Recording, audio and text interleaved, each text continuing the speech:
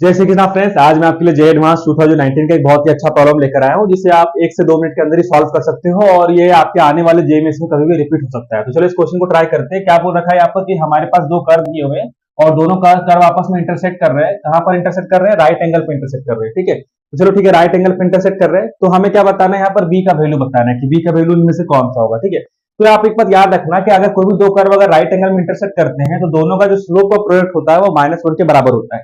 अगर मैं इस वाले कर्व का स्लोप m1 मान लूं और इस वाले कर्व का स्लोप m2 मान लूं तो यहाँ पर जो मेरा m1 इंटू m2 आना चाहिए वो कितना आना चाहिए? -1 के बराबर आना चाहिए। पहले बात तो ये। दूसरी चीज में इसमें अपने से क्या एज्यूम कर लूंगा कि ये दोनों जो राइट एंगल में इंटरसेक्ट कर रहे हैं तो जिस पॉइंट पे इंटरसेक्ट कर रहे हैं ना, तो मैं यहाँ पर क्या मानता हूँ, पॉइंट ऑफ इंटरसेक्शन में मान लेता हूँ यहाँ पर x1, y1, ये जो दोनों कर्व है ये x1, y1 पे आपस में इंटरसेक्ट कर रहे हैं। कोई दिक्कत यहाँ पर?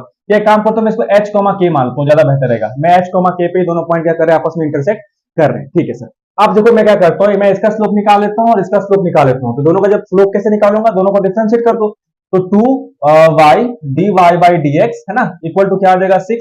यहाँ से कट जाएगा 3 बार में, तो हमारा जो dy by dx आएगा भाई, वो dy by dx कितना आ गया? वो आ गया 3/y। लेकिन मुझे dy by dx का वैल्यू कब चाहिए? जब मुझे dy by dx की वैल्यू तब चाहिए जब h, k पॉइंट पे चाहिए ना। तो मैं क्या कर दूंगा, यहाँ y की जगह में क्या पुट कर दूंगा? k। तो ये क्या आ जाएगा? 3/k। अब ये जो मैंने इस कर्व पर जो स्लोप निकाला है dy by dx ना, मेरा स्लोप होता है, उस स्लोप का नाम क्या है? m1। तो मेरा m1 कितना आ जाएगा यहाँ पर? 3/k। सिमिलरली हम क्या करेंगे यहाँ पर? सिमिलरली इसको डिफरेंशिएट करके इसका भी स्लोप हम निकाल लेंगे। तो चलो निकालते हैं। ये आ जाएगा आपका 18x plus 2by dy by dx, constant का डिफरेंशिएशन हो जाएगा 0। ये तो आप इसको सॉल्व करोगे तो आपका आ जाएगा dy by dx equal to -9x/by। अब आपको dy by dx की वैल्यू कब चाहिए?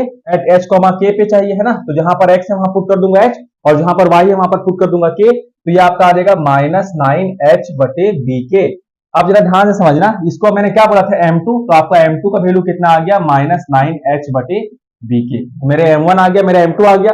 अब देखो मैं क्या करने वाला हूं, मेरे m1 इंटू m2 का प्रोडक्ट कितना था? -1 के बराबर था। तो मैं सिंपली दोनों को मल्टीप्लाई कर दूंगा तो 3/k into -9h/bk equal to क्या आ जाएगा? -1 आएगा। देखो ये माइनस और ये माइनस तो कट जाएगा। यहां से जो मेरा b आ रहा है वो मेरा सिंपली b यहां से क्या आ जाएगा? 27h/k²। 27h/k², ये हमारा b आ रहा है। और मैं यहां से एक चीज और क्या बोल सकता हूं, मैं यहां से ये भी बोल सकता हूं ना कि k² b equal to 27h, ये भी मैं यहां से बोल सकता हूं। अब देखो यहां पर तो ये वैल्यू आ गया, लेकिन हमें तो न्यूमेरिकल वैल्यू में कुछ आंसर चाहिए ना। तो न्यूमेरिकल वैल्यू कैसे निकालेंगे जरा ध्यान से समझना। मैं इस पार्ट को इरेज कर रहा हूं, ठीक है, मैं इस पार्ट को थोड़ा इरेज करता हूं, जरा यहां पर आप देखना इस बात को। मैं क्या करता हूं ना, देखो जो मेरा पॉइंट ऑफ इंटरसेक्शन है वो इस वाले इक्वेशन को भी सेटिस्फाई करेगा। तो यहां पर अगर पुट करता हूं तो क्या आ जाएगा? k² इक्वल टू क्या आ जाएगा? 6h आएगा। k² इक्वल टू 6h आएगा। अब मेरे पास वो k² का वैल्यू क्या आ गया? 6h। मैं 6h को यहां पर पुट कर दूंगा। जैसे यहां पर पुट करूंगा तो क्या हो जाएगा? 6h इंटू में b इक्वल टू 27h। तो देखो h से h मर जाएगा और आपका b बराबर यहां से क्या आ जाएगा? 9/2। तो 9/2 हमारा ऑप्शन यहाँ पर करेक्ट हो जाएगा। धन्यवाद।